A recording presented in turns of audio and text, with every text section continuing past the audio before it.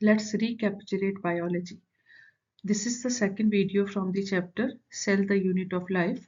The topics I will cover in this chapter: eukaryotic cell. कल हम लोगों ने जो प्रोकैरियोटिक सेल, कल का जो वीडियो मैंने रिलीज किया था उसमें प्रोकैरियोटिक सेल और basic unit of life cell theory को कवर किया था। आज का जो टॉपिक है उसमें जो टॉपिक्स कवर हो रहे हैं आज के प्रेजेंटेशन में वो होंगे eukaryotic cell, plant cell and animal cell, थोड़ा सा कंपैरिजन है छोटा सा, और सेल मेम्ब्रेन, सेल वॉल और सेल ऑर्गेनेल्स में एंडो मेम्ब्रेन सिस्टम्स को पढ़ना है। ये ग्रुप ऑफ 4 ऑर्गेनेल्स है, living component of the cell, जिसको कि हमें पढ़ना है। सबसे पहले एक बार कंपैरिजन देखते हैं प्रोकैरियोटिक और यूकैरियोटिक सेल में। कल जैसे कि बताया था यूकैरियोटिक और प्रोकैरियोटिक सेल, ये जो है ये यूनिसेलुलर प्रोकैरियोटिक है। ये बैक्टीरिया का सेल है जिसमें जो जेनेटिक मटेरियल है वो साइटोप्लाज्म में, यहाँ पे जो साइटोप्लाज्म है उसमें स्कैटर्ड है, ये स्कैटर्ड है।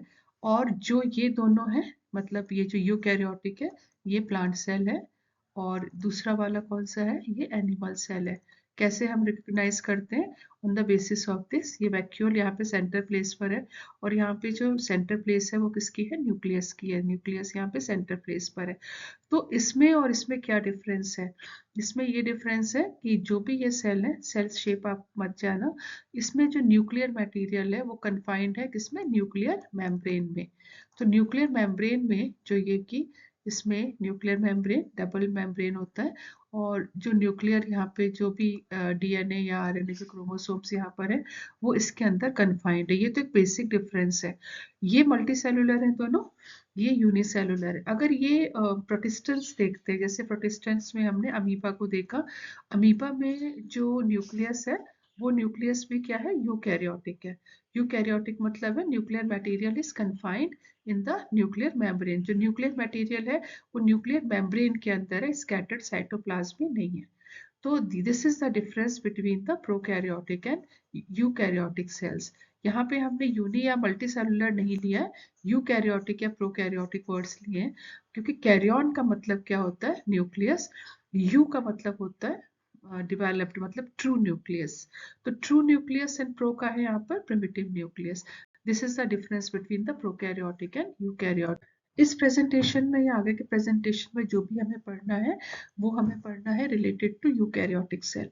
तो एक बार प्लांट और एनिमल दोनों जो मल्टी सेलुलर हैं और यूकैरियोटिक सेल है उसको हम लोग कंपेयर कर लेते हैं। तो अगर हम कंपैरिजन देखते हैं, सबसे पहले प्लांट सेल में देखते हैं। आप यहाँ पर देखो, ये प्लांट सेल जो मेंशन्ड है यहाँ पर, तो प्लांट सेल को नॉर्मली जो है यहाँ पे वैक्यूल जो है वो हमारा सेंटर में है, लेकिन यहाँ पे जो कंपैरिजन हुआ है वो ऑर्गेनेल्स को लेकर हुआ है। जैसे अगर हम ऑर्गेनेल्स लें तो सबसे पहले, ये ऑर्गेनेल तो नहीं है, ये तो इसका एनवेलप है, सेल वॉल जो है वो प्लांट सेल में है, एनिमल सेल में प्रेजेंट नहीं है। तो दूसरा जो इसमें है ये क्लोरोप्लास्ट है जो कि प्लांट सेल में है और एनिमल सेल में प्रेजेंट नहीं है। तीसरा ये जो है लार्ज वैक्यूल है, ये भी प्लांट सेल में है। वैक्यूल होते हैं एनिमल सेल में लेकिन उनका साइज स्मॉल होता है, बट यहाँ पे इनका फंक्शन ही अलग होता है वैक्यूल का। तो ये जो तीन यहाँ पे डिफरेंस है वो एनिमल सेल में नहीं है ना, यहाँ पे लार्ज वैक्यूल है, स्मॉल वैक्यूल्स आर देयर। जैसे ये सिक्रेटरी वेसिकल्स यहाँ पे मेंशन्ड है, तो स्मॉल वैक्यूल्स यहाँ पर मेंशन्ड है। लेकिन यहाँ पर अगर आप ये लेबलिंग देखो सेंट्रोसोम और सेंट्रियोल की, जो यहाँ पर ये मेंशन्ड है, ये दोनों जो पोर्शन है, ये जो पार्ट है ऑर्गेनेल है, ये प्लांट सेल में अवेलेबल नहीं है। तो ये बेसिक डिफरेंस है apart from the cell wall. Organelles में यहाँ पे सेंट्रियोल जो है वो प्रेजेंट है एनिमल सेल में, जबकि प्लांट सेल में एब्सेंट है। और यहाँ पे सेल वॉल, प्लास्टिड का मतलब होता है तीन, प्लास्टिड के कैटेगरी के अंदर 3 आते हैं। One is the chloroplast, another is the chromoplast, third is the leucoplast. तो क्रोमोप्लास्ट तो कलर होते हैं, जो डिफरेंट कलर्स होते हैं वो क्रोमोप्लास्ट में होता है। क्लोरो में ग्रीन कलर जो पिगमेंट होता है, क्लोरोफिल होता है। ल्यूकोप्लास्ट में कोई पिगमेंट नहीं होता। तो प्लास्टिड वर्ड यहाँ पे मेंशन है जो कि यहाँ पे क्लोरोप्लास्ट की तरह मेंशन है। तो this is a difference in the plant cell as well as the animal cell. दोनों में इतना ही डिफरेंस है, बाकी हमने लोअर क्लासेस में पढ़ा हुआ है। अब जो नेक्स्ट टॉपिक है इस प्रेजेंटेशन का वो है सेल मेम्ब्रेन। सेल मेम्ब्रेन के लिए जो हम लोग सिंपल वर्ड यूज करते हैं, हम इसके लिए वर्ड यूज करते हैं कि cell membrane selectively permeable membrane है। अच्छा, परमिएबल मेम्ब्रेन जब हम इसको कहते हैं तो ऐसा क्या है जो इसको परमिएबिलिटी प्रोवाइड करता है, ऐसा क्या स्ट्रक्चर है, और ये क्या है, ये बायोलॉजिकल मेम्ब्रेन है, राइट। बायोलॉजिकल मेम्ब्रेन का मतलब हो गया ये लिविंग मेम्ब्रेन है, इसको हम लोग और क्या कहते हैं, फंक्शनल बायोलॉजिकल मेम्ब्रेन है। फंक्शनल बायोलॉजिकल मेम्ब्रेन का मतलब हो गया ये लिविंग मेम्ब्रेन है, क्योंकि सेल वॉल जब हम पढ़ेंगे तो वो नॉन लिविंग है, और सेल वॉल जो है वो सिर्फ प्लांट सेल में, एनिमल सेल में प्रेजेंट नहीं है। यहाँ पर ये प्रेजेंट है और ये दोनों सेल्स में प्रेजेंट है, बल्कि ये सेल मेम्ब्रेन प्रोकैरियोटिक सेल में भी, बैक्टीरिया में भी कल हमने जो पढ़ा था प्रेजेंट था, और ये भी पढ़ा था कि उसका जो नेचर होता है वो यूकैरियोटिक सेल की जो मेम्ब्रेन होती है उससे रिजेंबल करता है। लेकिन जो लिपिड्स और प्रोटीन्स होते हैं वो इतने हाई लेवल के नहीं होते हैं जो कि बैक्टीरिया में हमने पढ़ा था। तो सबसे पहले हम लोग देखते हैं कि सेल मेम्ब्रेन के बारे में। सेल मेम्ब्रेन का स्ट्रक्चर, ये तो 3D स्ट्रक्चर्स है, जितने भी मैंने स्ट्रक्चर्स डाले वो most probably CD 3D structures वाले, 3 डायमेंशनल स्ट्रक्चर्स डाले। नॉर्मली अगर हम लोग ड्रॉ करते हैं सेल मेम्ब्रेन को किसी में भी, अगर ये प्लांट सेल है, अगर सॉरी एनिमल सेल है, तो ये सेल मेम्ब्रेन एक ही होती है एनिमल सेल में, क्योंकि सेल वॉल तो इसमें होती नहीं है। और अगर ये प्लांट सेल है तो प्लांट सेल में आउटर जो मेम्ब्रेन होती है सेल वॉल होती है, और इनर जो मेम्ब्रेन होती है वो सेल मेम्ब्रेन होती है। तो सेल मेम्ब्रेन जो है वो साइटोप्लाज्म को क्या करती है, प्रोटेक्ट करती है, और साइटोप्लाज्म में ऑल लिविंग ऑर्गेनल्स यहाँ पे प्रेजेंट होते हैं, इंक्लूडिंग द न्यूक्लियस। तो यहाँ पर जब इसके स्ट्रक्चर को स्टडी किया गया तो ये जो इलेक्ट्रॉन माइक्रोस्कोप, नॉर्मली तो इसको नहीं स्टडी कर पाए थे, क्योंकि इलेक्ट्रॉन माइक्रोस्कोप जो है ये मिलियन में टाइम्स मैग्नीफाई करता है किसी भी ऑब्जेक्ट को। तो अगर इतना ऑब्जेक्ट को आप मैग्नीफाई करेगा तो एवरी माइन्यूट डिटेल जो थे वो हमें सेल मेम्ब्रेन के पता लग गया। वैसे तो इन्वेंशन जो होता है वो 1939 में, जो मेन जो माइक्रो इलेक्ट्रॉन माइक्रोस्कोप का इन्वेंशन हो गया था 1930 में, 39 में दूसरा भी मॉडल आ गया था। बट 1950 तक जो स्ट्रक्चर इसमें, जो फ्लूइड म्यूजिक जो इसका है, जो इसका स्ट्रक्चर, जो एक्सेप्टेबल स्ट्रक्चर है सेल मेम्ब्रेन का मॉडल जो है, वो वाला जो था वो हमें 1950 में मिला था। तो केमिकल अगर स्टडी करें तो उसको ह्यूमन रेड ब्लड सेल्स में स्टडी किया गया था, कि इसकी जो आरबीसी है, आरबीसी को, ये जो रेड ब्लड कॉप्सूल्स होते हैं इसके सेल मेम्ब्रेन को स्टडी करा था, और फिर हमें पता लगा था कि सेल मेम्ब्रेन का, साइंटिस्ट को पता लगा था कि सेल मेम्ब्रेन का क्या स्ट्रक्चर है। तो ब्रॉडली जो सेल मेम्ब्रेन को कहा गया कि cell membrane is made up of lipids and proteins, lipids and proteins की बनी हुई है सेल मेम्ब्रेन। और ये जो मैंने सिंपल सा स्ट्रक्चर डाला हुआ है, यहाँ पे साइटोसोल लिखा हुआ है, यहाँ पे एक्सटीरियर लिखा हुआ है। एक्सटीरियर और साइटोसोल का क्या मतलब हो गया, जो अभी अभी आपको बताया था, ये जो हिस्सा है ये साइटोप्लाज्म है, तो ये साइटोसोल है, राइट। और ये बाहर वाला जो है ये सेल के बाहर का हिस्सा है। अगर हम किसी भी ह्यूमन बॉडी को देखते हैं तो हम ये देखते हैं कि दीज आर द सेल्स, ठीक है, सेल्स तो ऐसे बने होते हैं। तो अगर यहाँ पर हम सेल देखते हैं तो सेल टू सेल एक दूसरे से सब जुड़े हुए सेल्स है, बहुत सारे सेल्स है हमारी बॉडी में, we are multicellular, right. तो यहाँ पर हमने देखा है तो एक्सटीरियर, ये एक्सटीरियर एंड ये बाहर हो गया, और इनसाइड द साइटोप्लाज्म हो गया। तो ये वाला एक्सटीरियर एक्स्ट्रा सेलुलर स्पेस हो गया। यहाँ पर आप देखो, यहाँ पे these structures they are proteinaceous structures, और यहाँ पर दो जो लेयर्स है ये फॉस्फोलिपिड बाई लेयर्स है। तो यहाँ बेसिकली इनको बताया गया कि it is made up of lipids as well as protein. अब जो लिपिड की मेम्ब्रेन है ये फॉस्फोलिपिड्स है और बाई लेयर के फॉर्म में अरेंज्ड है। बाई लेयर के फॉर्म में क्या मतलब हुआ, एक ये लेयर है और एक ये लेयर है। तो इसको हम लोग कैसे ड्रॉ करते हैं, एक ये वाला पोर्शन हो गया और एक ये पोर्शन हो गया। अब हम लोग अगर बायोलिपिड के स्ट्रक्चर को देखते हैं कि बायोलिपिड का स्ट्रक्चर क्या है, तो हम देखेंगे कि it is made up of two molecule of the fatty acid. इसमें दो फैटी एसिड चेन्स होती हैं, एक ग्लिसरॉल एंड एक फॉस्फेट एटम होता है, ग्रुप होता है। एक फॉस्फेट ग्रुप होता है और दूसरा एक ग्लिसरॉल होता है। दो फैटी एसिड की चेन्स होती हैं।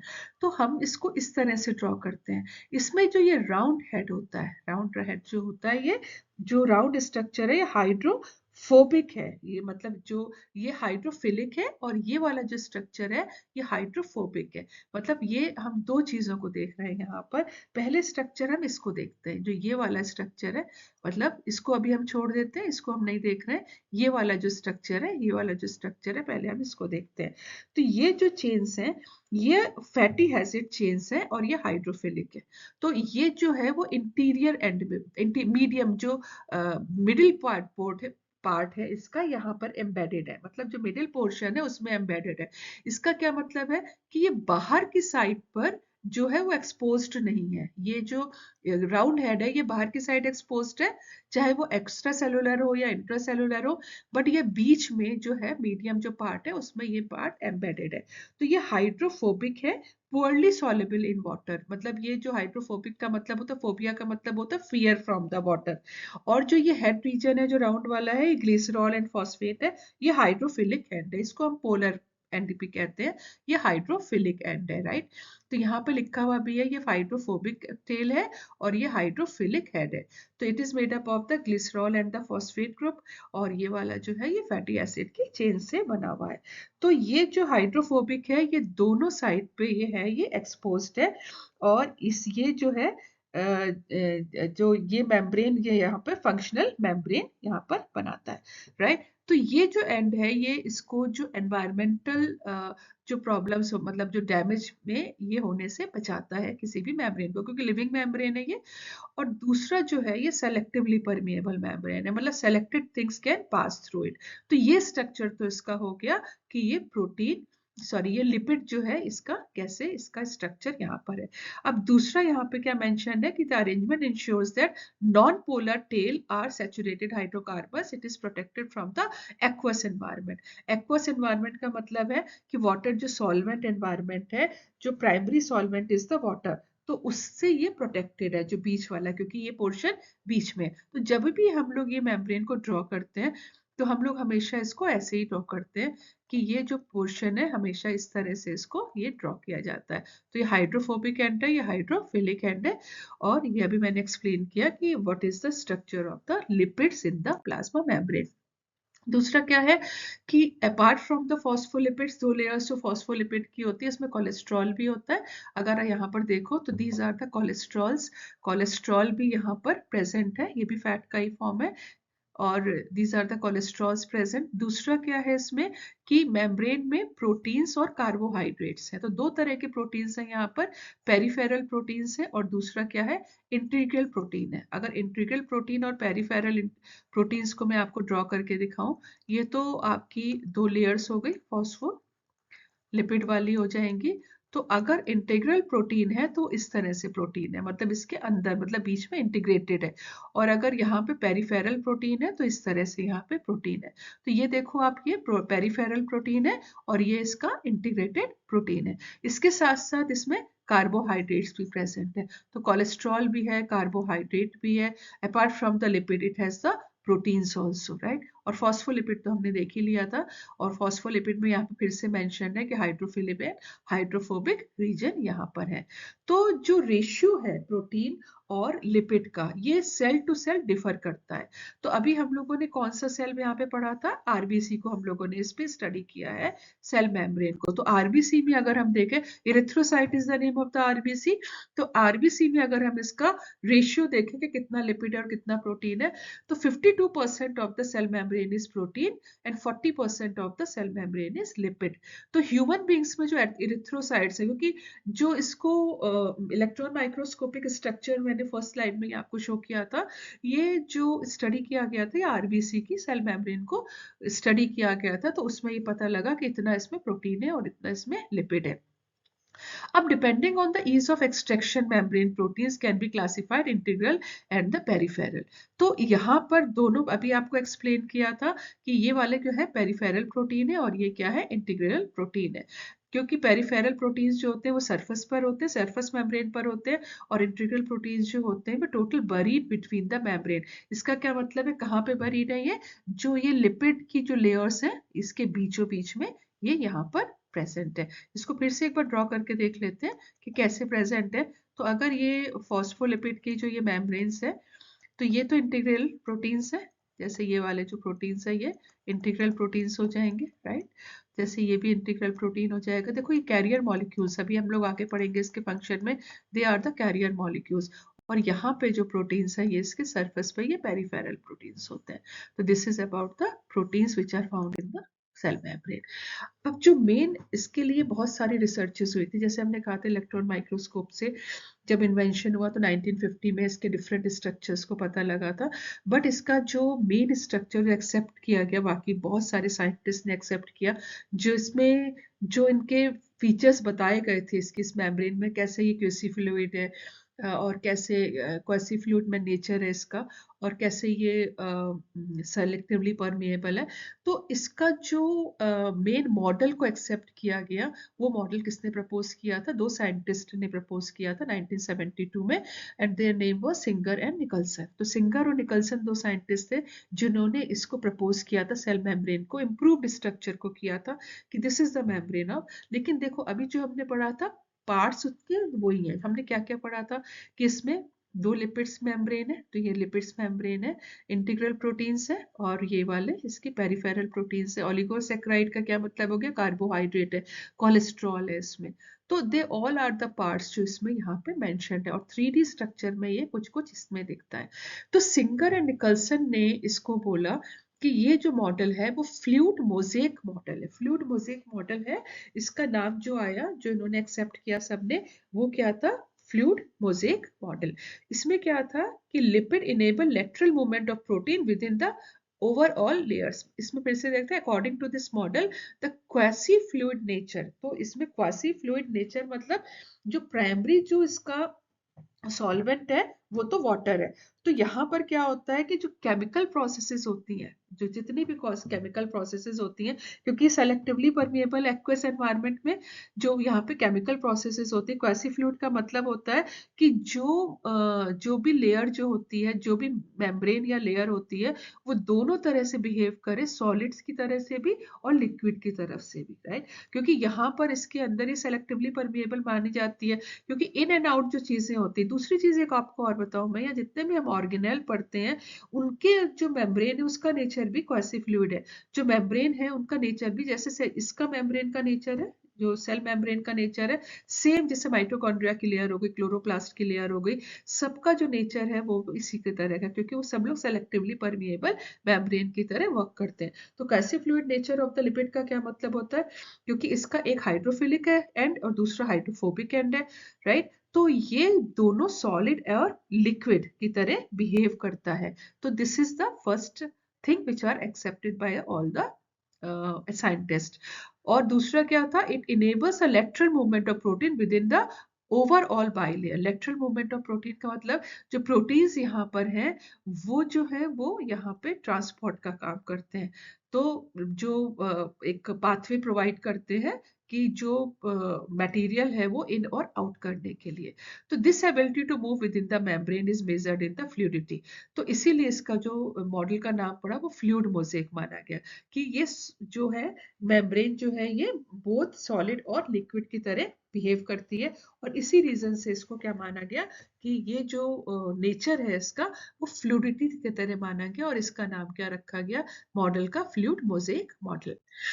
अब जो fluid nature of the membrane है ये जो इम्पोर्टेंट है, क्योंकि इसमें बहुत सारे और फंक्शंस परफॉर्म करती है, जैसे cell growth, formation of intercellular junction. Intercellular का मतलब होता है इन बिटवीन, इंट्रा का मतलब होता है इनसाइड, इंटर का मतलब होता है इन बिटवीन। तो इंटरसेलुलर जंक्शन मतलब जो सेल्स के बीच का जंक्शन है, जंक्शन मतलब जो कनेक्शन है। सिक्रीशंस हो गए, एंडोसाइटोसिस। एंडोसाइटोसिस का क्या मतलब होता है? किसी चीज को बाहर से अंदर लेना। मतलब जो सेल मेम्ब्रेन है वो बाहर से अंदर लेने का मतलब क्या है? ये एक सेल है, ये दूसरा सेल है, तो ये सेल टू सेल जो डिफ्यूजन या ऑस्मोसिस के थ्रू जो भी यहाँ पे ट्रांसपोर्टेशन हो रहा है, ये एंडोसाइटोसिस कहलाता है। एंडोसाइटोसिस को मतलब सेल के अंदर लेना, सेल डिवीजन कराना। They all are the various function of this membrane. Most important function is the transport of the molecule across it. Transport of the molecule, फिर से बार बार पढ़ रहे थे कि ये मेम्ब्रेन क्या है? सेलेक्टिवली या सेमी परमिएबल है। लिविंग मेम्ब्रेन है, हर चीज को तो अलाउ नहीं करेगा, तो जो प्रोटीन्स यहाँ पर हैं, जो पेरिफेरल और इंटीग्रल प्रोटीन्स हैं, वो एज अ ट्रांसपोर्ट का काम करते हैं। तो ये जो मॉलिक्यूल्स को आउट एंड इन करता है, जो भी रिक्वायरमेंट होता है सेल का, वो इसका फंक्शन है।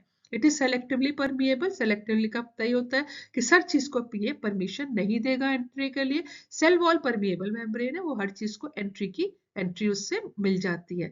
तो सब molecule present on either side of it.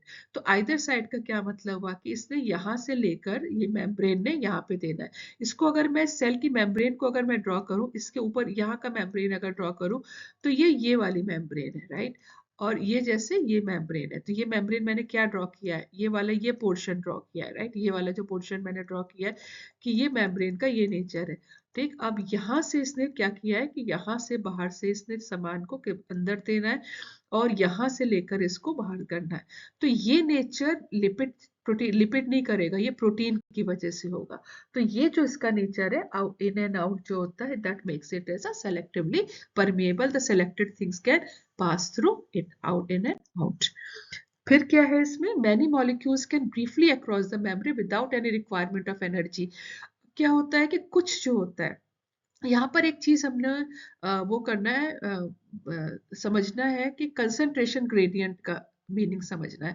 Concentration gradient को अगर मैं समझाती हूँ, सपोज सोडियम है, राइट। अब सोडियम का कंसंट्रेशन इनसाइड द साइटोप्लाज्म बहुत ज्यादा है, और यहाँ पर क्या रहता है, यहाँ पर बाहर से इसको सोडियम को अंदर लेना है।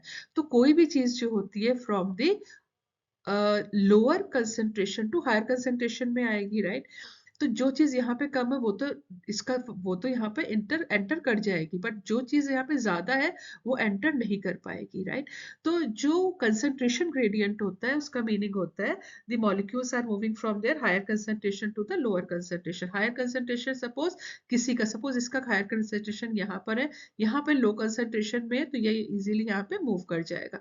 तो पैसिव मूवमेंट जो होता है, पैसिव ट्रांसपोर्ट का मतलब होता है अगेंस्ट द कंसंट्रेशन ग्रेडियंट, यहाँ पर ये मूवमेंट इजी हो जाता है without the aid of energy. लेकिन most important function is the transport of the molecule across it. And यहाँ पर जो होता है ये एक्टिव ट्रांसपोर्ट एनर्जी की वजह को भी लेकर यहाँ पे ट्रांसपोर्ट होता है। सो ठीक है, तो दोनों जो एनर्जी का जो ट्रांसपोर्ट होता है, जो एनर्जी का जो लेकर उसमें जो होता है वो एक्टिव ट्रांसपोर्ट कहलाता है, otherwise that is known as the passive transport. जो न्यूट्रल सॉल्यूट्स होते हैं, सॉल्यूट्स क्या होते हैं, जो सॉल्वेंट में डिसॉल्व होते हैं, they move across the membrane, they move across by the process of simple diffusion। diffusion का क्या मतलब हो गया, from higher concentration to the lower concentration। जो बाहर से चीज बाहर से आनी है, ये यहाँ पर इंटीग्रल मेम्ब्रेन प्रोटीन्स यहाँ पे प्रेजेंट है, तो ये यहाँ पर सप्लाई कर देंगे, right. But water may also cross the membrane with the higher concentration to the lower concentration, and water का मूवमेंट यहाँ पे क्या कहलाता है, ऑस्मोसिस कहलाता है। तो ऑस्मोसिस और डिफ्यूजन में, सिंपल डिफ्यूजन में पैसिव ट्रांसपोर्ट के through without the help of the energy यहाँ पे मूवमेंट का ट्रांसपोर्टेशन होता है। लेकिन यहाँ पर as the polar molecules can not pass through the non polar lipid bilayer. Polar molecules कौन से थे यहाँ पे, हाइड्रोफिलिक थे, और यहाँ पे नॉन पोलर लिपिड क्या थे, हाइड्रोफोबिक थे। तो polar molecule can not pass the non polar bilipid layer, they require carrier protein molecules. And यहाँ पे जो प्रोटीन मॉलिक्यूल्स के थ्रू जो ट्रांसपोर्टेशन यहाँ पर होता है पेरिफेरल एंड इंटीग्रल प्रोटीन के थ्रू, ये अगेंस्ट द कंसंट्रेशन ग्रेडियंट होता है। मतलब अगेंस्ट द कंसंट्रेशन ग्रेडियंट का मतलब होता है कि अंदर कंसंट्रेशन ज्यादा है और बाहर कम है, बाहर से कोई चीज अंदर आनी है, तो उसमें जो होता है यहाँ पे एक्टिव ट्रांसपोर्ट भी होता है, जहाँ पे एनर्जी का रिक्वायरमेंट होता है। यहाँ पर जो मैंने आपको पहले एक्सप्लेन किया था, सोडियम पोटेशियम पंप होता है। तो कुछ जो चीजें होती है वो सिंपल यहाँ पे पास कर जाती है थ्रू दिस लेयर्स, मतलब through the diffusion, and even the water भी पास ऑन कर जाता है। बट कुछ जो सामान है, जो कुछ मॉलिक्यूल सामान नहीं, जो कुछ मॉलिक्यूल्स है जो यहाँ से पास ऑन नहीं कर पाते, तो वो इन प्रोटीन्स के थ्रू करते हैं। तो जो पास ऑन का मतलब होता है कि जैसे यहाँ पर न्यूक्लियस है, न्यूक्लियस को कुछ चीज का रिक्वायरमेंट है, तो न्यूक्लियर मेम्ब्रेन को भी यहाँ पर इसका भी नेचर जो है वो जैसे प्लाज्मा मेम्ब्रेन का मेम्ब्रेन है वैसी मेम्ब्रेन इसकी भी है। तो ये वाला जो मेम्ब्रेन है कि कौन से मटेरियल को अंदर आना है, किस मटेरियल को बाहर जाना है, that is the function of the cell membrane. तो सेल मेम्ब्रेन जो होती है that is a very important and that is a living membrane, that is why इसमें ट्रांसपोर्टेशन होता है। जो सेकेंड लेयर हम लोगों ने यहाँ पर पढ़ना है, जो मेम्ब्रेन पढ़ना है, वो सेल वॉल है। और सेल वॉल एनिमल सेल में तो होती नहीं है, this is the characteristic feature of only the plant cell. Reason क्या है कि हमारा जो स्ट्रक्चर है ह्यूमन बींग्स का या एनिमल्स का, हमारा बोनी स्ट्रक्चर है। तो हमारा जो फ्रेमवर्क होता है वो तो बोन्स का है, और मूवमेंट हमारा उसके साथ मसल्स अटैच है इसलिए होता है। लेकिन इस तरह का कोई भी स्ट्रक्चर जो होता है वो प्लांट में नहीं होता। तो हमारे सेल में सेल किसी भी रिजिडिटी या प्रोटेक्शन प्रोवाइड करने की हमारे सेल्स को हमारे पास रिक्वायरमेंट नहीं है, क्योंकि हमारे पास स्केलेटल सिस्टम है। बट यहाँ पर जो प्लांट्स होते हैं इसमें क्या होता है कि अगर सेल वॉल नहीं होगा तो क्या होगा, ये क्या अपने एक प्रॉपर शेप या साइज नहीं ले पाएंगे। तो एक नॉन लिविंग रिजिड स्ट्रक्चर है सेल वॉल, जो आउटर कवरिंग है प्लाज्मा मेम्ब्रेन के बाहर है। और ये किसमें होती है, फंजाई और प्लांट्स में। दोनों का नेचर अलग अलग है सेल वॉल का। जैसे हमने पढ़ा था प्लांट की सेल वॉल जो होती है it is made up of cellulose. Fungi की जो सेल वॉल है वो काइटिन, चिटिन भी कहते हैं, उसकी बनी होती है। तो they all are the carbohydrates, जिसकी वजह से ये रिजिडिटी प्रोवाइड करता है। सेल वॉल का क्या फंक्शन है, they give shape to the cell, protect the cell from the mechanical damage and infection, they help in cell to cell interaction and provides barrier to undesirable macro molecule. मतलब molecules को, बड़े वाले molecules को अंदर नहीं घुसने देते, barrier की तरह वर्क करते हैं, सेल टू सेल इंटरेक्ट करते हैं। सेल टू सेल इंटरेक्शन का क्या मीनिंग हुआ कि this is one plant cell, right. जब भी हम प्लांट सेल को बनाते हैं ना, हम इस तरह से कुछ स्ट्रक्चर ऐसे भी देते हैं। इसका क्या मतलब हुआ, इसके साथ एक और प्लांट सेल अटैच्ड है, इसके साथ एक और प्लांट सेल अटैच्ड है, एंड सो ऑन।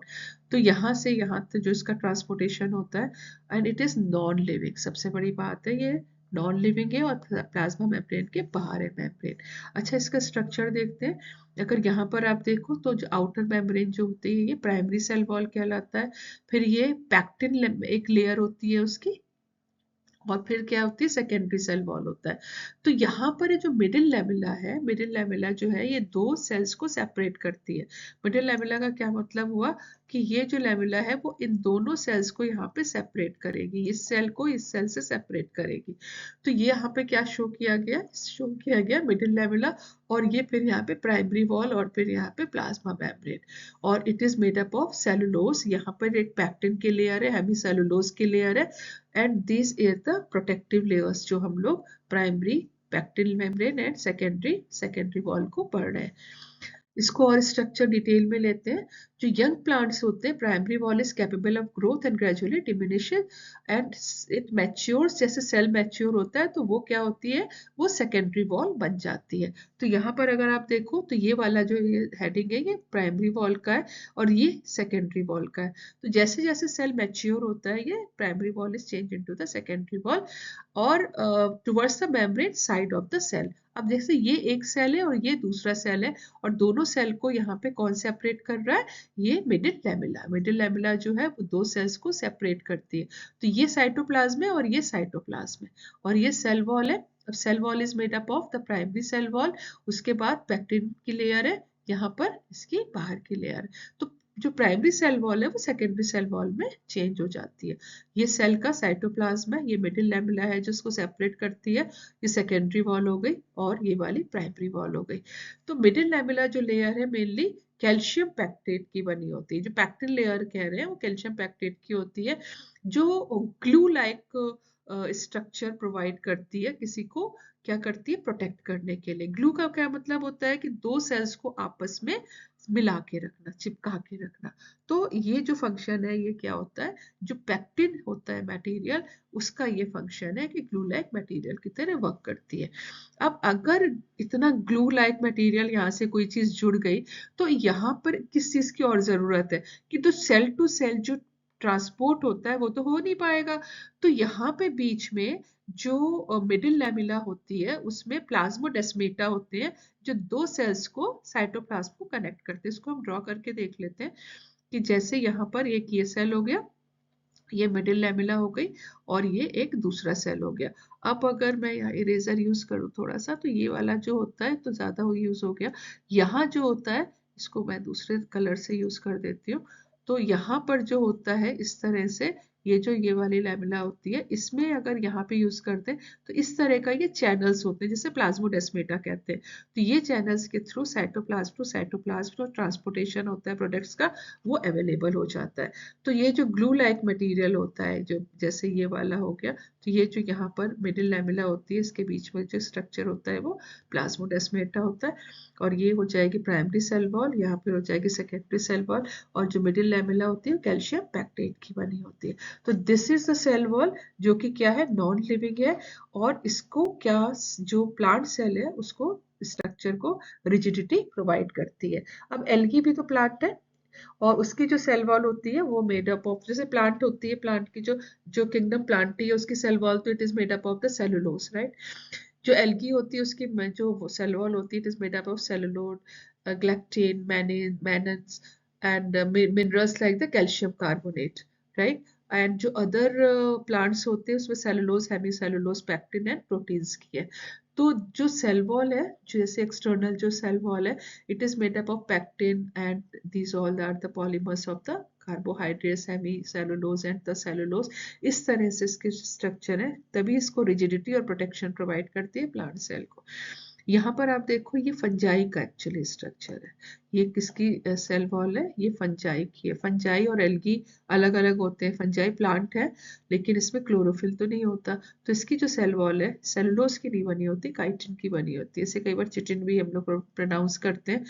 तो ये जो इसकी सेल मेम्ब्रेन हो जाएगी, राइट, और ये इसकी सेल वॉल हो जाएगी। तो ये फंजाई है, और ये दिस इज द अल्गा। सो अभी तक के जो हमने दो स्ट्रक्चर्स देखे, वो कौन कौन से स्ट्रक्चर्स देखे, कि कोई भी जो, अगर ये प्लांट सेल है, this is the plant cell, और अगर ये एनिमल सेल है, तो इसकी जो सेल वॉल इसमें तो होती नहीं, इसका सेल मेम्ब्रेन का स्ट्रक्चर देखा, प्रोटेक्टिव मेम्ब्रेन है, इसका सेल वॉल का स्ट्रक्चर देखा, राइट, और इसकी फिर सेल मेम्ब्रेन का स्ट्रक्चर तो दोनों का सेम है, right.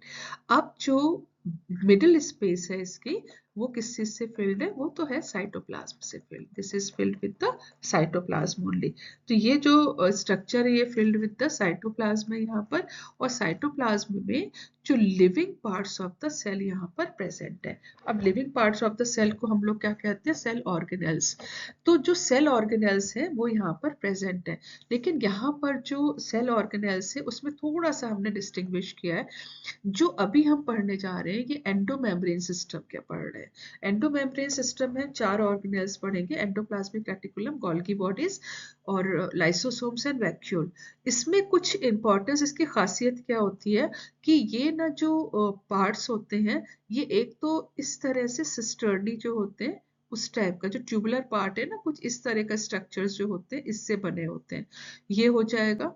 Then this type of the tubular structures जो होते हैं, इस टाइप से ट्यूबुलर स्ट्रक्चर, एंड वेसिकल्स, इस टाइप का जो स्ट्रक्चर है, ये एक दूसरे से बने होते हैं और ये कनेक्टेड होते हैं। मतलब ये जो 4 हम पढ़ रहे हैं, यहाँ पर अगर आप पढ़ोगे इसका जो डिस्क्रिप्शन है, while each of the membranous organelle is distinct in its term, मतलब सबके अपने अलग अलग फंक्शंस हैं, बट इनका स्ट्रक्चर और फंक्शन जो है वो अलग अलग है, but many of this considered together as a endomembrane system. इस मेम्ब्रेन सिस्टम का माइटोकॉन्ड्रिया हो गया, क्लोरोप्लास्ट हो गया, they are not the part of this membrane system.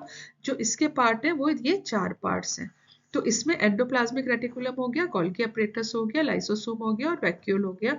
और जो ये बने हुए हैं, ये इस तरह के ट्यूब्यूल एंड वेसिकल्स, इस तरह के स्ट्रक्चर से ये बने हुए हैं, और ये क्या कहलाते हैं, सिस्टर्नी। अगर आप इस डायग्राम को देखो तो ये जितना भी पार्ट्स हैं यहाँ पर देखो आप, तो ये अब अगर मैं इसको सेल के अंदर इसको ड्रॉ कर लेती हूँ, अगर यही मैं यहाँ पे सेल ड्रॉ कर लूँ, तो ये न्यूक्लियस की पोजीशन है, राइट। और न्यूक्लियस के साथ जो ये वाली जो पोजीशन है यहाँ पर, ये जो पोजीशन है ये किसकी है, ये एंडोप्लाज्मिक रेटिकुलम की है। और यहाँ से आप देखो ये वेसिकल्स टाइप यहाँ पे निकल रहे हैं, और ये गोल्गी अपरेटस है। This is the Golgi apparatus, ये भी very near to the endoplasmic reticulum which is attached to the nucleus, right. इसमें से ये देखो यहाँ पे लाइसोसोम्स आ रहे हैं, ये वेसिकल्स टाइप ऑफ स्ट्रक्चर है, और यहीं से वैक्यूल भी पिंच आउट हो रहे हैं। तो ये जो चारों स्ट्रक्चर है कुछ स्पेशल मेंबर और एक दूसरे से यहाँ पे जो है वो जुड़े हुए हैं। एक को एक एक को देखते हैं, क्योंकि ये वाले जो स्ट्रक्चर है, ये जो स्ट्रक्चर यहाँ पे न्यूक्लियस का है, न्यूक्लियस से ये लगा हुआ एंडोप्लाज्मिक रेटिकुलम है, ये गोल्गी अपरेटस है, this is the Golgi apparatus, ये एंडोप्लाज्मिक रेटिकुलम है, ये लाइसोसोम है, और यहीं से यहाँ पे जो ये है, ये वेसिकल्स जो है, ये वैक्यूल है। तो they all are connected. And जो ये पार्ट्स हैं, the function of the mitochondria, chloroplast, peroxisomes are not coordinated with this endoplasmic reticulum. तो अगर ये न्यूक्लियस के पास भी है या इनके पास और भी ऑर्गेनेल्स हैं, तो इनका जो फंक्शन है, they are different from one another. तो जितने भी हैं ये एक दूसरे से कोऑर्डिनेट करते हैं, they coordinate with the endoplasmic reticulum, Golgi apparatus, vacuole, but they are not considered the part of the endomembrane system. endomembrane system के 4 ही पार्ट्स हैं, क्योंकि मैंने अभी आपको बताया जब हम लोग माइटोकॉन्ड्रिया पढ़ेंगे तो माइटोकॉन्ड्रिया का स्ट्रक्चर तो डबल मेम्ब्रेन इस टाइप से हो जाएगा, बट जो अभी हम लोग पढ़ेंगे, जो 4 हम पढ़ेंगे, जैसे मैंने आपको एंडोप्लाज्मिक रेटिकुलम देखते हैं, एंडोप्लाज्मिक रेटिकुलम देखते हैं, this is the endoplasmic reticulum. जब भी हम एंडोप्लाज्मिक रेटिकुलम को ड्रॉ करते हैं, तो हम देखते हैं कि ये जो ये स्ट्रक्चर है, वो कुछ इस तरह से यहाँ पर कनेक्टेड है एक दूसरे से, राइट। तो ये actually this is connected with the nucleus also. तो ये सब क्या कहते हैं, ये सिस्टर्नीज कहलाते हैं, they all are known as the cisternae. तो यहाँ पर आप देखो सिस्टर्नल स्पेसेस, अब इसमें ये बीच में भी स्पेस है यहाँ पर, और एक ये वाली स्पेस हो गई, 2 जगह की स्पेस, एक ये हो गई और दूसरी ये हो गई। इसको अलग कलर से देखते हैं कि एक स्पेस ये हो गई, राइट, और एक स्पेस यहाँ पर ये हो गई। तो ये जो स्ट्रक्चर है, ये रफ एंडोप्लाज्मिक और जो स्मूथ एंडोप्लाज्मिक, ये हम लोग बाद में डिफर करते हैं। तो दिस इज द न्यूक्लियस, ये वाला जो स्ट्रक्चर है यहाँ पे न्यूक्लियस है, और न्यूक्लियस से ही जो ये कनेक्ट हो रहा है, तो waste material from the nucleus या न्यूक्लियस को कुछ सप्लाई करना हो, तो that is moving through the endoplasmic reticulum. तो अभी जो मैंने आपको स्ट्रक्चर ड्रॉ करके दिया, आप देखो, दिस इज द सिस्टर्नी, ये इस तरह का जो स्ट्रक्चर है। अच्छा, इसमें एक चीज और है, यहाँ पे क्या मेंशन किया हुआ है, ये इलेक्ट्रॉन माइक्रोस्कोपिक स्ट्रक्चर है, network of reticulum, tiny tubular type of the structures है जो साइटोप्लाज्म में प्रेजेंट है। तो this is the tubular type of the structures, they have the intercellular spaces with 2 distinct compartment, एक inside LR है, inside LR को हम लोग यहाँ पर देख लेते हैं, this is the inside LR, ये जो कंपार्टमेंट है ये इनसाइड हो जाएगा, और एक एक्स्ट्रा ल्यूमिनल साइटोप्लाज्मिक कंपार्टमेंट है, ये जो बाहर वाला है ये साइटोप्लाज्मिक कंपार्टमेंट है, this is the cytoplasmic compartment. तो this is about the endoplasmic reticulum. अब एंडोप्लाज्मिक रेटिकुलम जो होता है, इसमें ऑफन क्या होता है कि कई बार इसकी जो सरफेस होती है, जो इसकी सिस्टर्नी की जो सरफेस होती है, कई बार तो ये स्मूथ होती है, जैसे ये स्मूथ सरफेस है, कुछ भी इसके साथ अटैच नहीं है, तो ये स्मूथ एंडोप्लाज्मिक रेटिकुलम कहलाता है। और ये जो है, ये formation of synthesis of lipid करता है, और स्टेरॉइड हार्मोन्स लिपिड लाइक जो भी सिंथेसिस करता है, इसको हम लोग कहते हैं smooth endoplasmic reticulum, SER। But कई बार क्या होता है कि ये जो ट्यूबुलर स्ट्रक्चर है, जिसे हमने सिस्टर्नी का नाम दिया हुआ है, इसमें यहाँ पर राइबोसोम्स अटैच्ड होते हैं, these are the ribosomes which are attached. और राइबोसोम का क्या फंक्शन होता है, प्रोटीन सिंथेसिस। तो यहाँ पर ये क्या कहलाता है, रफ एंडो, इसकी अपीयरेंस रफ हो जाती है, जैसे इसकी अपीयरेंस जो होती है ना वो स्मूथ है, इसकी अपीयरेंस क्या होती है, रफ अपीयरेंस हो जाती है, and we call it as a rough endoplasmic reticulum. तो यहाँ पर इसका क्या फंक्शन हो जाता है, प्रोटीन सिंथेसिस एंड सिक्रीशन इसका फंक्शन हो जाता है। तो ये जो they are extensive and continuous to the outer membrane of the nucleus, तो जो न्यूक्लियस के साथ अटैच्ड होते हैं, ये देखो ये न्यूक्लियस है, दिस इज द न्यूक्लियस, और इसके साथ ही ये एंडोप्लाज्मिक अटैच्ड है। तो ज्यादातर ये एंडोप्लाज्म जो होता है, रफ एंडोप्लाज्मिक जो रेटिकुलम होता है, this is attached with the nucleus, और स्मूथ एंडोप्लाज्मिक रेटिकुलम होता है, वो थोड़ा सा अवे फ्रॉम द न्यूक्लियस होता है। तो इसमें एक्चुअली क्या होता है कि अगर इसमें जो सिस्टर्नी में अगर रफ हो जाता है, मतलब अगर राइबोसोम है, राइबोसोम का फंक्शन और प्रोटीन सिंथेसिस होता है, इसीलिए यहाँ पर प्रोटीन सिंथेसिस और लिपिड सिंथेसिस दोनों इसका फंक्शन हो जाते हैं। जो नेक्स्ट हमारा ट्यूबुलर पार्ट होता है, वो क्या होता है, गोल्गी apparatus। गोल्गी apparatus आप देखो, that is also present near the nucleus only, ये भी न्यूक्लियस के पास में ही है, this is the Golgi apparatus which is present near the nucleus. अब न्यूक्लियस के पास अगर हमें इसको ड्रॉ करना है, तो ये भी वही चीज है कि ट्यूबुलर का स्ट्रक्चर होता है, बट इसको अगर मैं ड्रॉ कर रही हूँ, तो आप देखो इसको मैंने कहीं पे कनेक्ट नहीं किया है, these are the tubules which are not connected. इसमें हमें काफी कुछ पढ़ना है कि एक उसका पोर्शन ये है, ये वाला एंड कहलाता है, और एक इस पोर्शन ये है। इसको हमने कैसे ड्रॉ किया है? ऐसे ड्रॉ किया, राइट। तो एक पोर्शन ये हो जाएगा, एक एंड ये हो जाएगा, और दूसरा एंड ये हो जाएगा। तो ये जो एंड होता है ये सिस फेस कहलाता है, और ये जो एंड है ये ट्रांस फेस कहलाता है। मतलब ये ट्रांस फेस है, इसको सिंगल में हम देख लेते हैं। ये सिस फेस है, SIS, और ये कौन सा फेस है? ट्रांस फेस है। This is cis face, this is trans face. तो जो ये गोल्गी बॉडीज है, गोल्गी का जो नेम है, Camillo Golgi was the name of the scientist. तो बेसिकली क्या था कि इन्होंने इसको इन्वेंट किया था। तो Camillo Golgi was has invented that. तो इनके नाम के ऊपर, कैमेलियो गोल्गी के नाम के ऊपर इसका जो नेम आया वो क्या आ जाएगा? इनका गोल्गी अपरेटस आ गया, राइट। तो गोल्गी अपरेटस जो कैमेलियो गोल्गी 1898 में डिस्कवर हुआ था, first observe densely stained reticular structure near the nucleus. इसकी जो लोकेशन है, पोजीशन है, वो भी नियर द न्यूक्लियस है। ये न्यूक्लियस है, ये एंडोप्लाज्मिक रेटिकुलम है, लाइसोसोम भी इसी के पास है, और क्योंकि हम ये लोग एनिमल सेल को कंसीडर कर रहे हैं तो वैक्यूल भी इसी के पास है। छोटे वैक्यूल्स होते हैं, लाइसोसोम्स भी इसी में होता है। और ये वाले जो पोजीशन है ये किसकी है? ये गोल्गी बॉडीज की है। तो name of the Golgi bodies is after this inventor, जो जिसने डिस्कवर किया था उसके नाम के ऊपर ये गोल्गी बॉडीज आया। They are the flat disc shaped sacs like the cisternae. ये जैसे सिस्टर्नीज ये कहलाते हैं, जो ट्यूबुलर स्ट्रक्चर होता है, बट अगर इस तरह का स्ट्रक्चर होता है तो सिस्टर्नी कहलाता है। They are stacked parallel to each other. Stack का मतलब होता है एक के ऊपर एक रखना। जैसे हमने प्लेट्स को रखा है, जैसे कांच की प्लेट के ऊपर, एक प्लेट के ऊपर दूसरी प्लेट के ऊपर तीसरी प्लेट आ गई, तो this is the stack of the cisternae. They have the cisternae are present in number of cisternae. इसमें काउंटेबल नहीं होते, किसी इसमें 1 2 3 4 5 6 है, किसी में 8 होते हैं, किसी में 10 होते हैं, किसी में 4 होते हैं। अच्छा, इसी में अगर आप इस स्ट्रक्चर देखो तो इसमें सिस और ट्रांस फेस हम यहाँ पर देखते हैं। This is the cis face of the cisternae, this is the trans face of the cisternae. अब यही से एक चीज आप देखो कि ये वेसिकल्स जो होते हैं यहाँ पे पिंच आउट होते हैं। पिंच आउट का क्या मतलब हुआ? यहाँ पे ये जो सिस्टर्नीज है, ये जो यहाँ पे सिस्टर्नी है, ये क्योंकि यहाँ पर क्या होता है, सिक्रीशन जो होता है, ये पोर्शन यहाँ पे पिंच आउट हो जाता है, and that will be known as the vesicle. तो न्यूली फॉर्म जो वेसिकल्स बनते हैं, जो सिक्रीटरी वेसिकल्स बनते हैं, they all are coming out from the trans face only. इस साइड से ये पिंचिंग आउट हो रही है।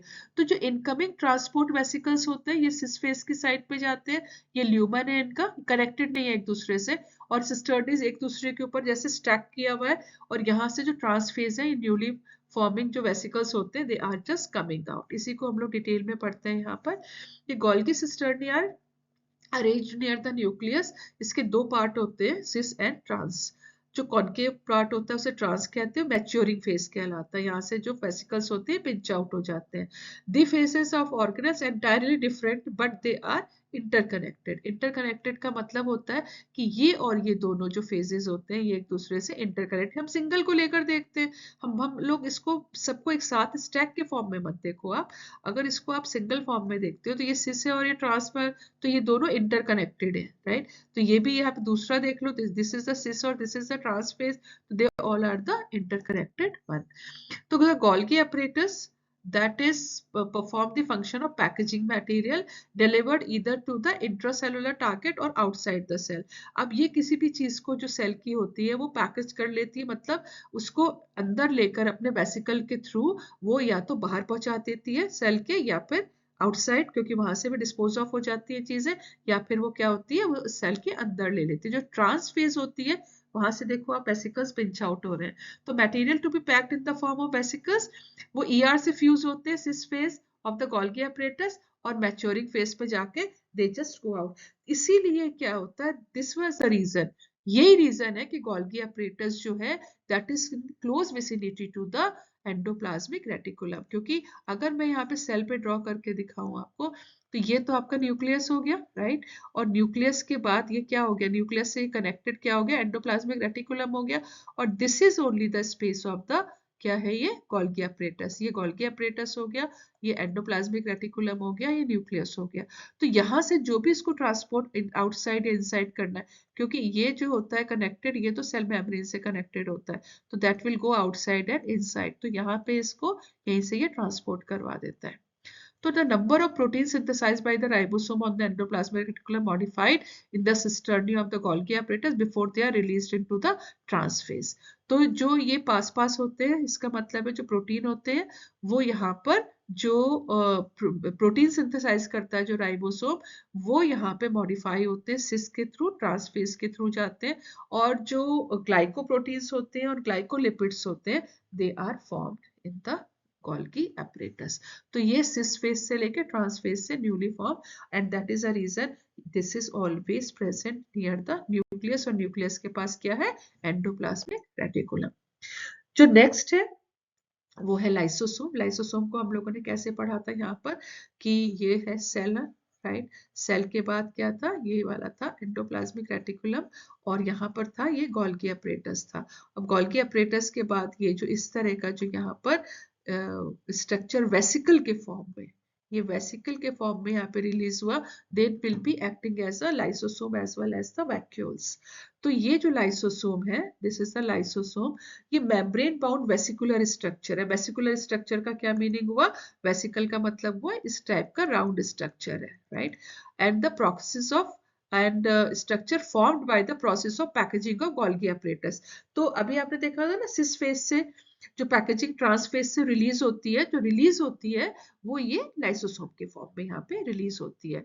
सो यहाँ पर जो ये लाइसोसोम्स है, आइसोलेटेड लाइसोसोम वेसिकल्स है ये, they are found very rich in almost enzymes. जो एंजाइम्स होते हैं इसके हाइड्रोलिटिक एंजाइम्स होते हैं, क्योंकि हमने पढ़ा था lysosome is known as the suicidal bag of the cell. Suicidal bag का क्या मतलब होता है कि वो जो भी चीजें इसमें अनवांटेड होती हैं उसको डाइजेस्ट करके फिर वो न्यूक्लियर मेम्ब्रेन के पास ये बर्स्ट कर जाता है। तो this is the cell, animal cell को शो किया गया है।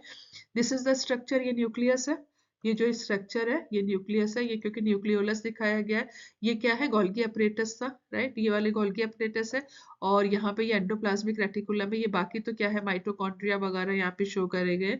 अब ये जो स्ट्रक्चर है this is known as the, अब देखो ये कहाँ से रिलीज हुआ है, रिलीज यहाँ क्या हुआ, वेसिकल, ये गोल्गी apparatus है ना, this is the Golgi apparatus। Golgi apparatus के वेसिकल यहाँ से ये रिलीज हुआ है। तो इसमें हाइड्रोलिटिक एंजाइम्स होते हैं, हाइड्रोलेसेस, लाइपेजेस, प्रोटीएजेस, कार्बोहाइड्रेजेस, जो कि जितने एंजाइम्स होते हैं ये फैट को, प्रोटीन को और कार्बोहाइड्रेट को क्या करते हैं, सिंप्लीफाई करके और ये सेल के बाहर कर देते हैं। तो ये जो एक्टिव होता है ये एसिडिक पीएच पे एक्टिव होता है। तो these enzymes are capable of digesting the carbohydrate, lipid, protein as well as the nucleic acid. इसीलिए सुसाइडल बैग कहते हैं ये, it goes near the cell membrane और यहाँ पे बर्स्ट आउट हो जाता है। और बर्स्ट आउट हो का मतलब होता है the unwanted material it goes out of the cell. It माने तो सेल में तो पूरा कचरा भर जाएगा, क्योंकि हर जो पार्ट होता है उसकी अपनी एक लाइफ होती है, जितने ऑर्गेनेल्स होते हैं अपनी एक लाइफ होती है। जो अनवांटेड मटेरियल होता है that goes out through the lysosome. So this is the third member of the endomembrane system. आपको समझ आ रहा होगा एंडोमेम्ब्रेन सिस्टम क्यों कहलाता है, क्योंकि ये special type of the cisternae tubule और वेसिकल का बना होता है, and they all are connected with one another. And this is the last one, that is the vacuole, fourth part of the embryo. ये कई बार क्वेश्चन आता है 5 marks का, वैसे भी कंपटीशन में भी इस पे बहुत क्वेश्चंस आते हैं कि why it is known as endomembrane, why that is not the part of the other organelles like the mitochondria. तो माइटोकॉन्ड्रिया, क्लोरोप्लास्ट, पेरोक्सिसोम, सबसे इसका इंटीग्रेशन रहता है, इंटरकनेक्टेड है ये सिस्टम, बट इसको हम लोगों ने अलग पढ़ा हुआ है। अब जो वैक्यूल्स होते हैं, जो very large vacuole is found in the plant cell, ठीक है, क्योंकि ये पोजीशन जो एनिमल सेल है वो न्यूक्लियस की होती है, और very small they are found in the animal cell. तो वैक्यूल जो है ये मेम्ब्रेन बाउंड स्ट्रक्चर है जो वेरी लार्ज स्पेस ऑक्यूपाई करता है प्लांट सेल में। इसके अंदर क्या क्या होता है, वाटर होता है, सैप का मतलब होता है something is mixed with the water, the minerals and all, excretory products होते हैं, other material which are useful for the cell. The vacuole is bound to the single membrane. इसकी जो मेम्ब्रेन होती है, नॉर्मली क्या होता है, जैसे माइटोकॉन्ड्रिया है, माइटोकॉन्ड्रिया की आउटर मेम्ब्रेन हो गई, ये इनर मेम्ब्रेन हो गई, ये क्लोरोप्लास्ट है, ये आउटर मेम्ब्रेन हो गई, ये इनर मेम्ब्रेन हो गई, बट इसकी जो मेम्ब्रेन है ये सिंगल मेम्ब्रेन है, and the name of the membrane is the tonoplast. ये जो मेम्ब्रेन कहलाती है टोनोप्लास्ट कहलाती है। The plant cell occupies 90% of the volume of the cell. इसकी बहुत लंबी इसका ऑक्युपाई करता है, बहुत ज्यादा वॉल्यूम में ये प्लांट सेल में, ये प्लांट सेल देखो यहाँ पे बहुत लंबा अमाउंट ये ऑक्युपाई करता है। क्लोरोप्लास्ट जो उससे फंक्शन होता है वो facilitates the transport of number of ions and other material against the concentration gradient into the vacuole. Against the concentration gradient का मतलब होता है normal का क्या मतलब होता है from the higher concentration to the lower, but यहाँ पर क्या होता है from the lower to the higher. So since the concentration is significantly higher in the vacuole than the cytoplasm, तो यहाँ पर क्या होता है कि इसमें जो inside the vacuole जो होता है, जैसे food vacuole जो हो जाएंगे, यहाँ पर जो concentration होता है ये वैक्यूल का हायर होता है, साइटोप्लाज्म से ज्यादा होता है. तो मटेरियल जो होता है जैसे vacuole film, digestive enzymes, moving material around the cell storage के लिए वो इन और आउट कहाँ पर इसका होता रहता है. अब जो अमीबा होता है, अमीबा इज अ यूनिसेलुलर प्रोटिस्टियंस और यूकैरियोटिक सेल है. इसमें कुछ जो, क्योंकि सिंगल बॉडी है और ये cell is capable of doing all the activities, right. तो इसका जो यहाँ पर जो एक वैक्यूल है वो कॉन्ट्रेक्टाइल वैक्यूल की तरह वर्क करता है. ये ऑस्मो रेगुलेशन और एक्सक्रीशन का काम करता है. मतलब बॉडी में जो फ्लूइड का कंटेंट है उसको ये क्या करता है, मेंटेन करता है, ऑस्मो रेगुलेशन करता है. तो ये वाला पैरामीशियम है, ये भी प्रोटिस्टियन ही है. और यहाँ पर भी सिंगल बॉडी एनिमल्स हैं ये दोनों. और ये इनमें अब ये क्या करते हैं कि नियर द सेल मेम्ब्रेन ये बर्स्ट कर जाते हैं, तो जितना भी, और नया फिर एक वैक्यूल जो होता है वो कॉन्ट्रेक्टाइल वैक्यूल की तरह बन जाता है. हमने लोअर क्लासेस में इसको पढ़ा हुआ है. और ये जो है ये यूग्लिना है. यूग्लिना फोटोसिंथेटिक भी होता है, प्लांट वैसे तो एनिमल है बट ये फूड भी फोटोसिंथेसाइज करता है. तो food vacuoles are there for engulfing of the food particles. तो इसमें भी कॉन्ट्रेक्टाइल जो वैक्यूल होता है वो, और फूड वैक्यूल. तो मतलब इसमें क्या शो किया गया है कि मल्टी सेलुलर में, ऐसे प्लांट है तो प्लांट तो मल्टी सेलुलर है, उसमें वैक्यूल का अलग फंक्शन है, तो वो उसमें तो काफी कुछ उसमें जो स्टोरेज वगैरह का फंक्शन है. बट इसमें जो फंक्शन है वो कॉन्ट्रेक्टाइल वैक्यूल की तरह होता है, जो एक्स्ट्रा वाटर वगैरह को इन एंड आउट कर देता है, right. So that's all in this topic. जो अभी हमने कवर किया cell membrane, cell wall and endomembrane system को हमने चार को पढ़ा है. नेक्स्ट वीडियो में different organise I will take it. ये मेरे पुराने वाला जो इसका वीडियो था उसका लिंक है, जिसमें सेल थ्योरी और सेल ओवरव्यू प्रोकैरियोटिक सेल को कवर किया था.